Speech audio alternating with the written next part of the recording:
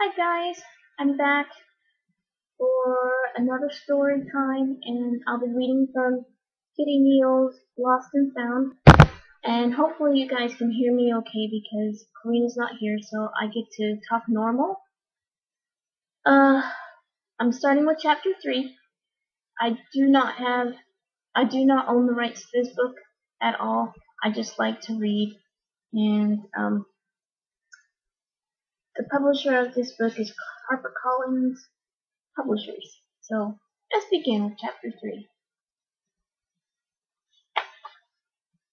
Mavis was so tired, her feet throbbing and the pram three-quarters full as she knocked on the last door in the street.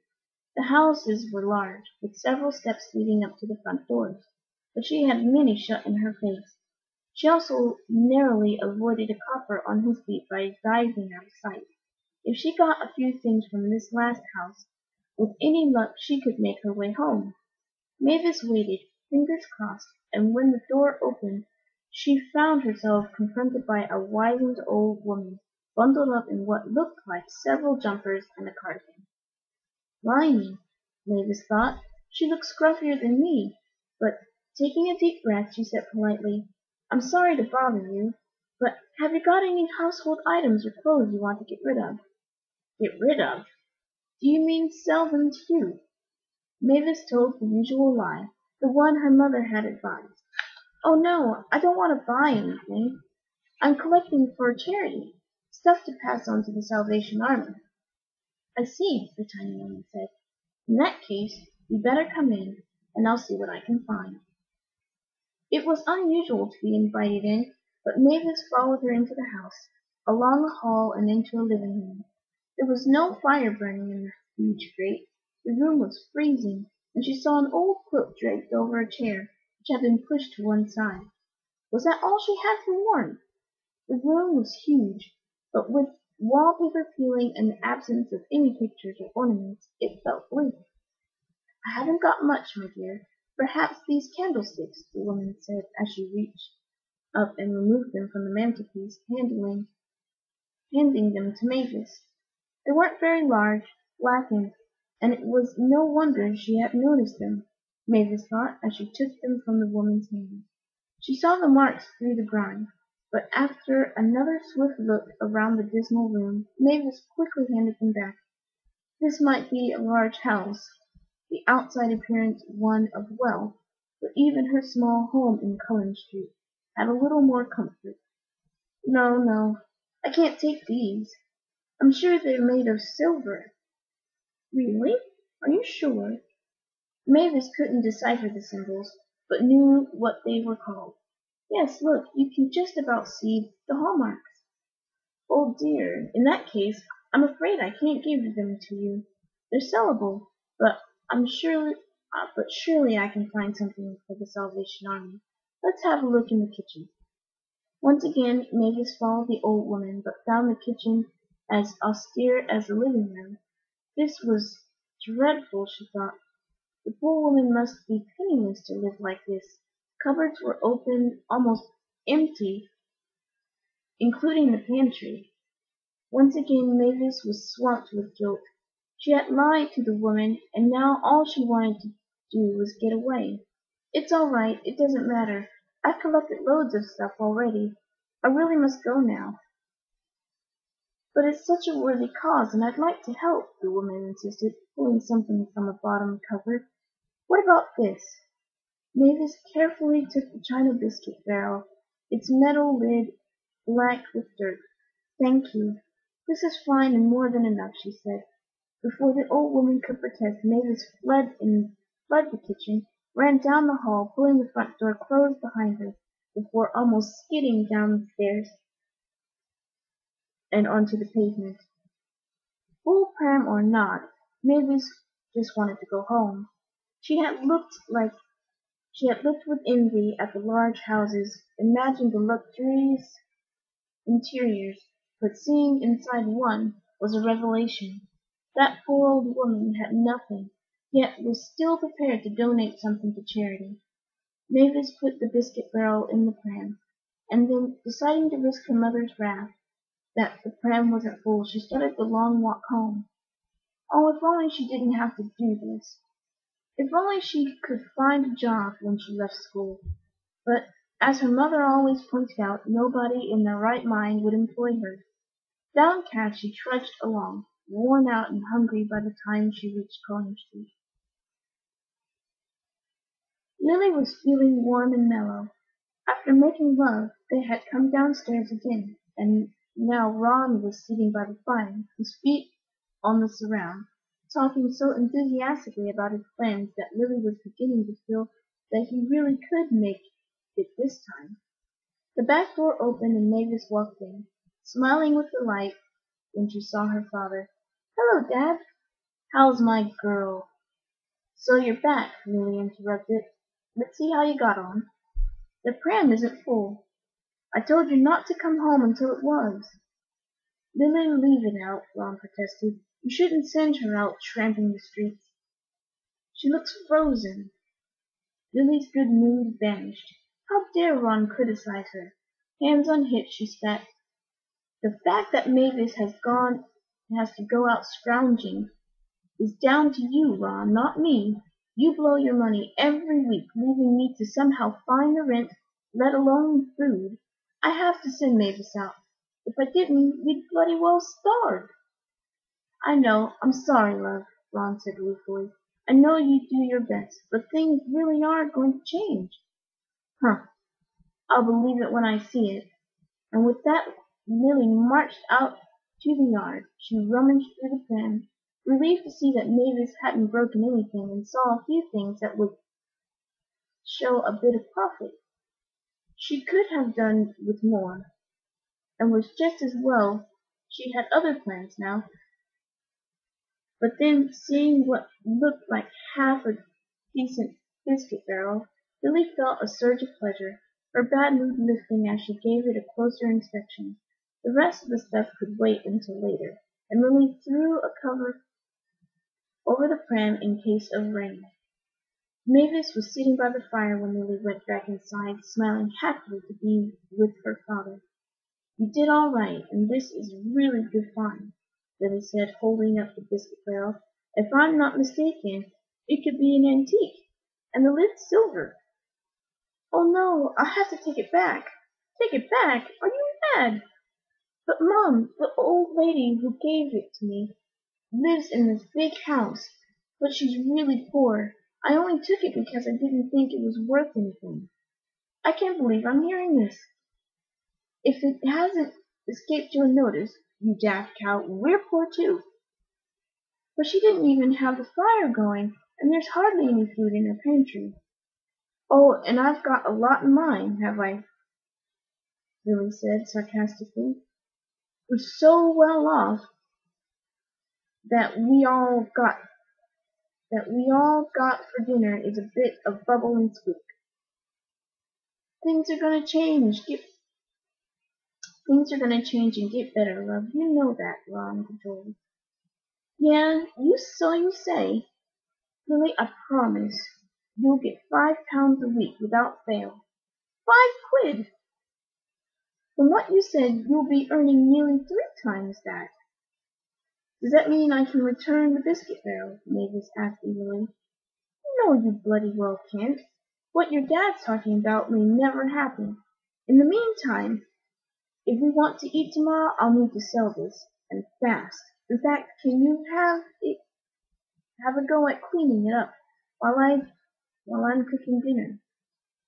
Lily kept her expression stern, and thankfully there was no further protest from Mavis. "I know what a clumsy cow you are, so just polish the lid. Use a soft cloth. I don't want to see any scratches."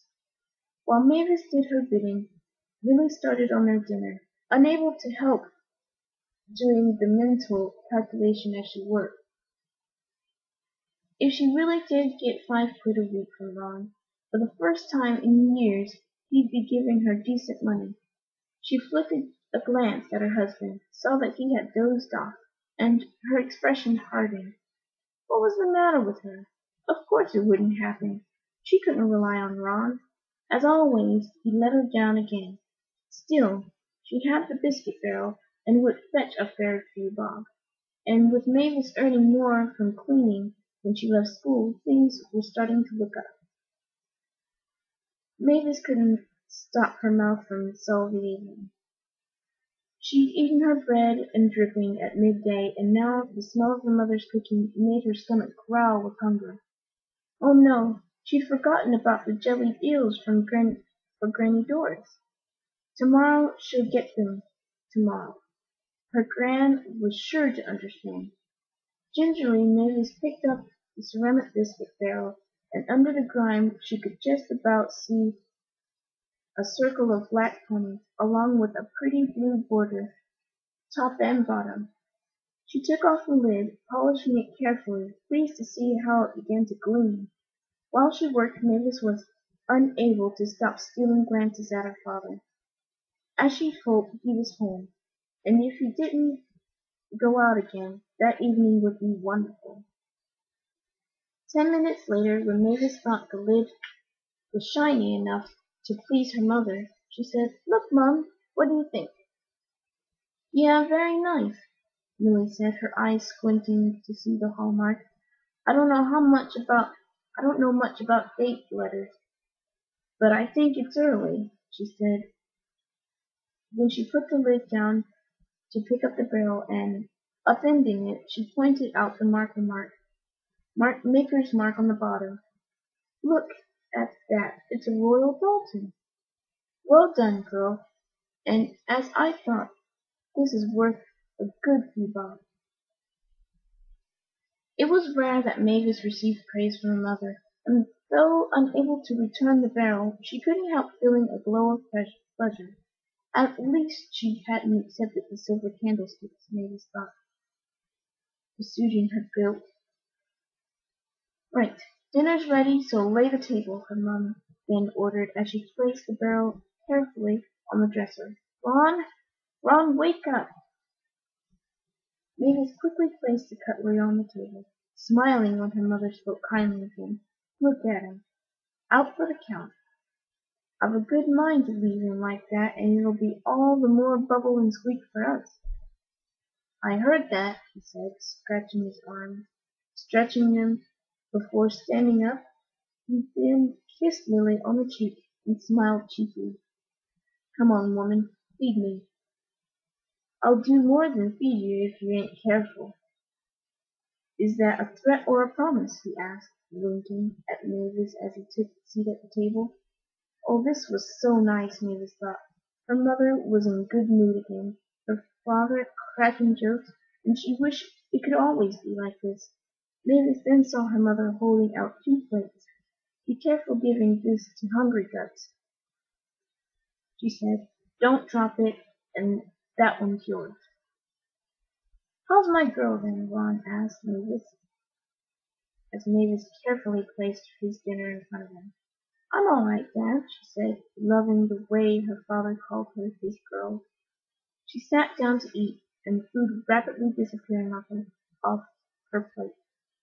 They were all quiet while they ate, but as Mavis finished her last mouthful, her mother spoke up once again. "Right, Mavis, you've finished your dinner, so get yourself round to Edith Pugh's house. You'll be working for her after school tomorrow, and she wants to show you your so-called duties." "Miss Pugh, I'll be working for her?" Mavis stammered. But what does she want me to do?" "From what she said, a bit of cleaning, and you can get that look off your face. You ain't fit for much, even domestic work, but the lady thinks she can train you." "Lily, there's no need to talk to her like that." "Go on, jump to her defense as usual. I'm the one who has to feed her, clothe her, and do you think I like it that my daughter can't even do the simplest task? Mavis will bring in a few bob for a bit of cleaning, which is more than I can say for you."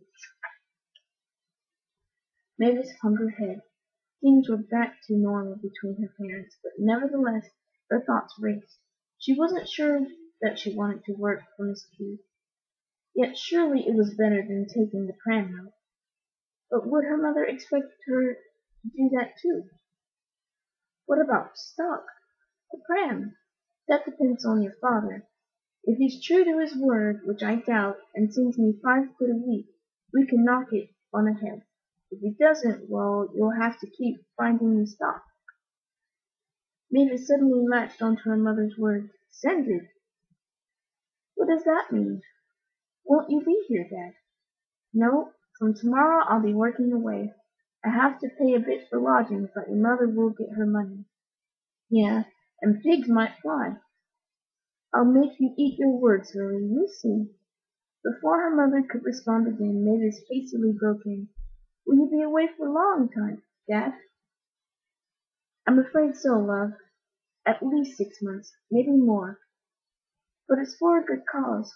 "Oh, Dad!" "Mavis, that's enough. I said get yourself round to Edith Hugh's house. Now!" Desolately, Mavis pushed her chair back.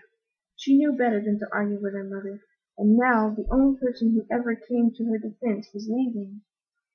And from what he said, for a long time, Mavis took her coat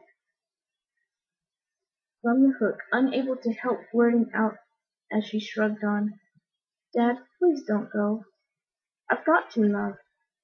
It'll be the making of us. You'll see, and when I come back things are going to be different. I'll have my own business making a packet, and your mother will never have to work again." Mavis saw the look of desertion on her mother's face, and, like her, doubted it was true.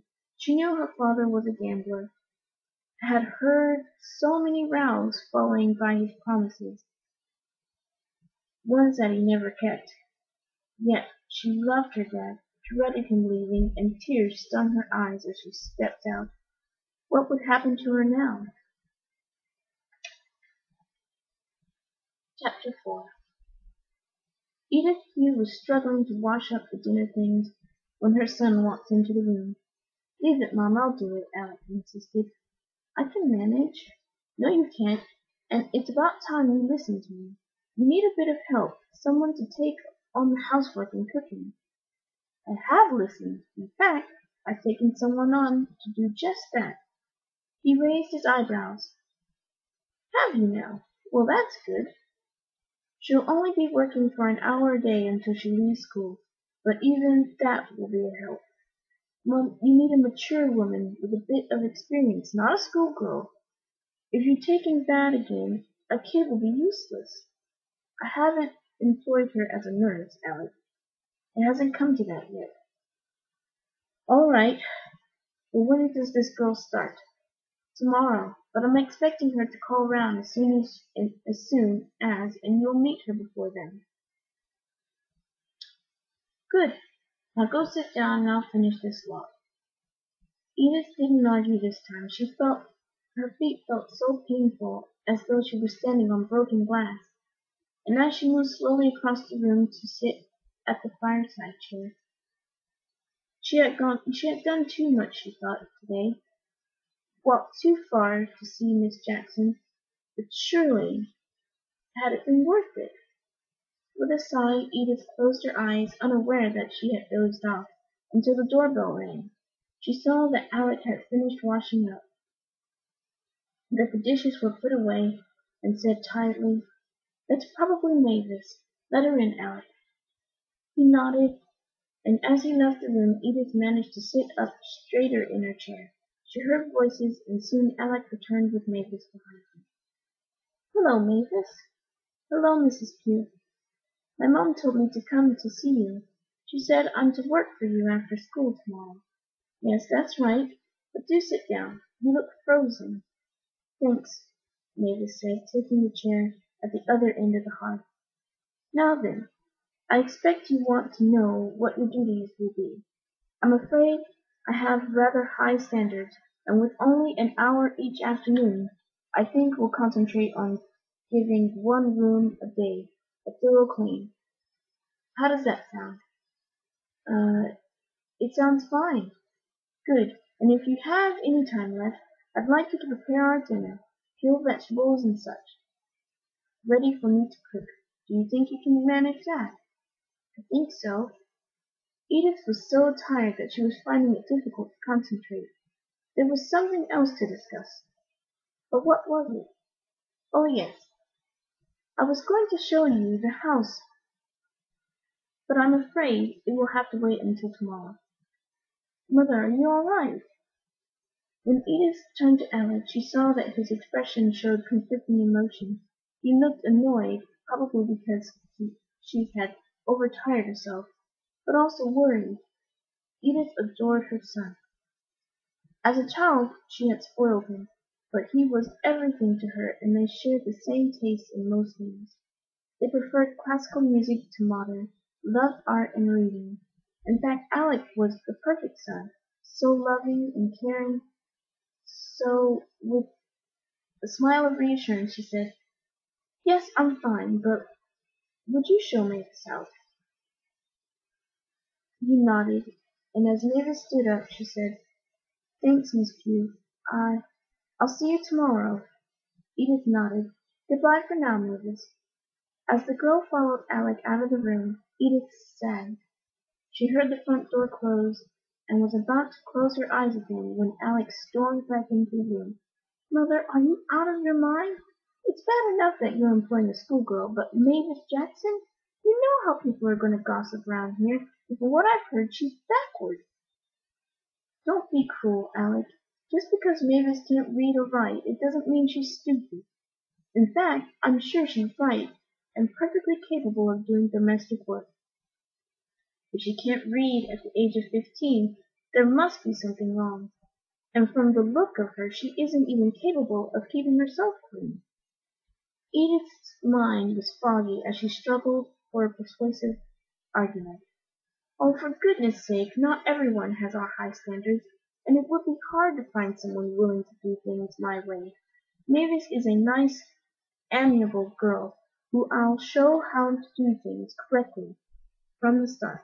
But please, Alec," Edith interrupted, "I'm too tired to argue.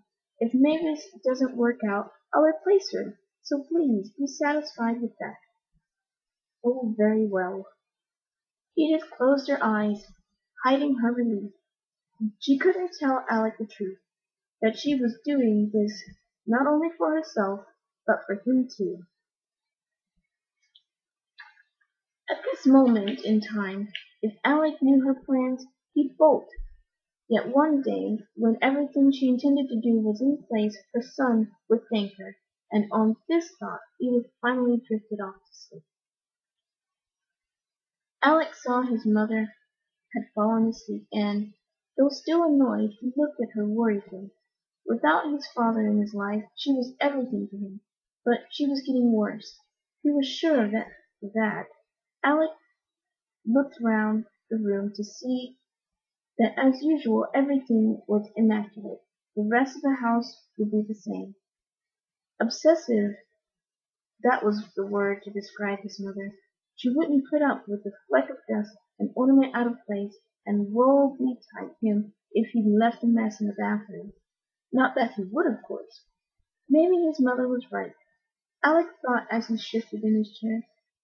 Maybe it would be impossible to find a woman who would work to her standards.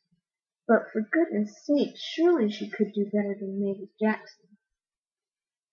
Yet now, as Alec recalled her face, he realized that there was indeed a spark of intelligence in the girl's eyes. Not only that, underneath the grime, he'd seen that Mavis was quite pretty too, but her dirt-encrusted fingernails had made him shudder with distaste. Like his mother, Alec knew he was fastidious, but as far as he was concerned, there was nothing wrong with that. He'd been brought up to appreciate that cleanliness was close to godliness, and though he wasn't particularly religious, he liked the pleasure of a clean home, clean body, and immaculately laundered clothes. "Oh well," Alec thought as he stood up, deciding to take a look at his stamp collection. As his mother said, if Mavis didn't work out, she'd soon be given her marching orders. Mavis hurried home, her thoughts on Alec Pugh. She'd seen him around, but knew little about him, and now, after meeting him face to face, she was frowning.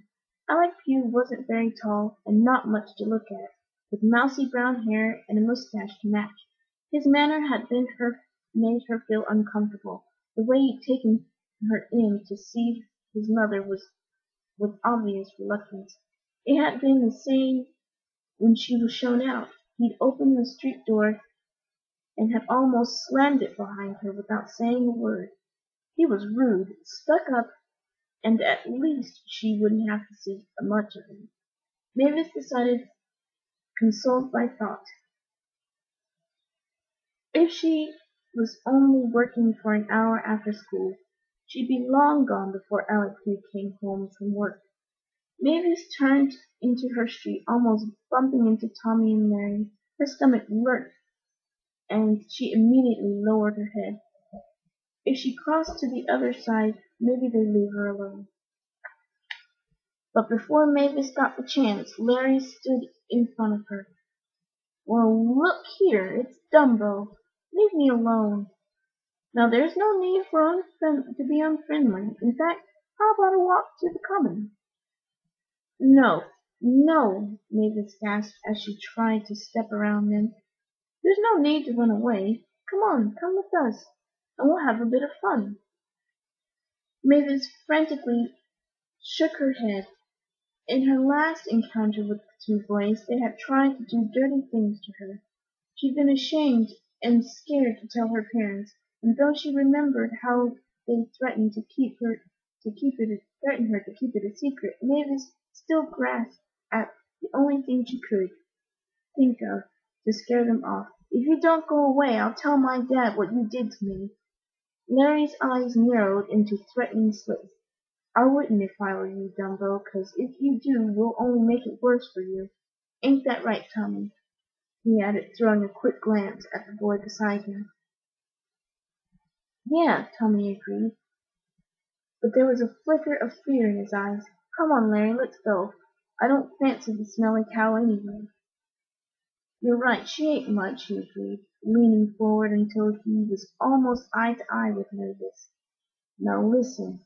If you open your mouth, not only will we make it worse for you, we'll tell your dad that you asked for it, that you led us on. I bet he'd love to hear that about his precious daughter, Tart."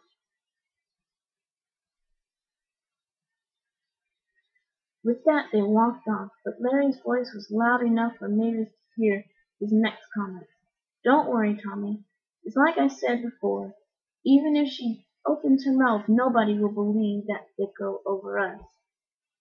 Mavis hurried off, and on reaching her front door, she took a gulp of air before walking into the kitchen, unaware of how pale she looked. Her father's gaze was sharp. "Mavis, you look like death. What's the matter?" She was saved from answering when her mother spoke. "What happened? Don't tell me you blew it, and didn't get the job." "No, no, I got it. I start tomorrow." She saw her father frown. Then he said, "Well, my girl, something's upset you. Come on, spit it out." Mavis hung her head, searching for an answer, and, unable to tell the truth, she said, "It's Mrs. Pugh's son. But I didn't like him." "Why? What's wrong with him?" Lily asked. He was funny with me, stuck up." "Well, that doesn't surprise me. Like his mother, from what I've heard, just 'cause he works in an office. Alec Pugh thinks he's cut above the rest of us." Once again her father spoke. "Are you sure that's all it is, Mavis? He was just off with you. Is that right?" With her mind churning, Mavis knew she couldn't tell her father the truth. He'd go mad, and Larry was right. What if he didn't believe her side of the story? Had she led them on? Mavis didn't know. She bumped into them on the common, had been pleased that instead of making fun of her as usual, they'd been friendly. They sat on the bench, both boys telling her silly jokes that made her laugh. But then the atmosphere changed, became tense, and as though on cue they fumbled with their trousers, and she'd never seen Lily's before, and was horrified when they pulled them out. Larry Frontefield, giggling and unsure of how to react, She had giggled too. Larry had told her to hold his, but suddenly, frightened by the intense look in her eyes, she said no. Larry had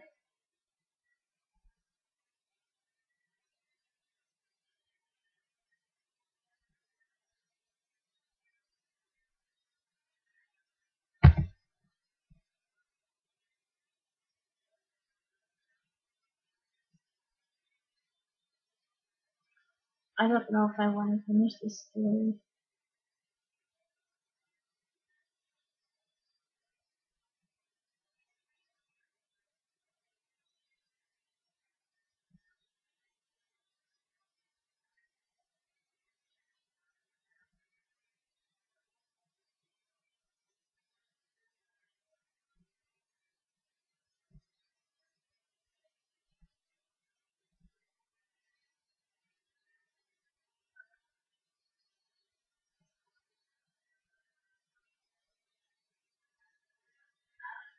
Sorry if I stopped, but that was.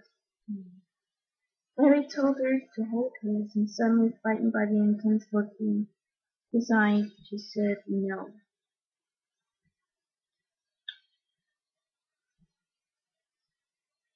Tommy had at first hesitated, but then joined in. They were trying to hurt her. She had screamed, kicked, and it was then the boys saw someone coming. They released her from their grip, and she had scrambled away, picked herself up to run home, sick with shame to tell her mother what had happened. Since that day, 4 weeks earlier, she had avoided them, went in the other direction if she saw them coming, but she had seen them too late this time. Mavis, I asked you a question. Sorry, Dad. Yes, Alex Hughes was just off with me. Like I said, sort of stuck up. I ain't having some jumped up office clerk looking down on my daughter. You can get back round there and tell the woman she can stick her bloody jaw. Leave it out, Ron, said Lily. She'll do no such thing. Anyway, I don't know what all the fuss is about. It's Edith Hughes she'll be working for, not her son. She's just as bad, ain't she? Maybe, but she can teach Mavis a lot, and it's daft to blow the girl's chances. Chances? You're a flaming queen. What else is she fit for? If Edith Hughes can teach her to clean without breaking everything she touches, it could lead to something. Huh?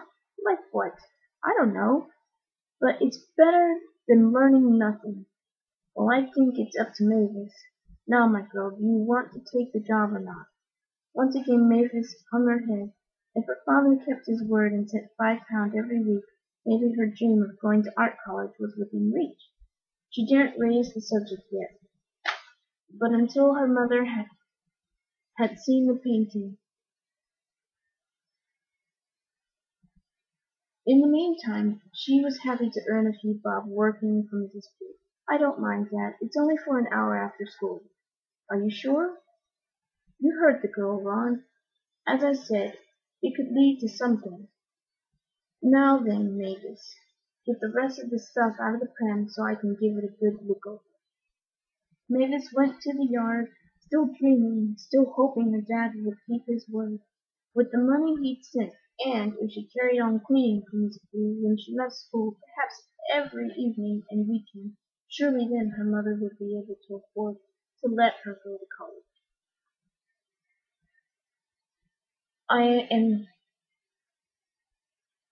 so sorry that I had stopped for a minute. It was a little uncomfortable reading that bit, but I hope you still enjoyed, and I'll do chapter 5 tomorrow.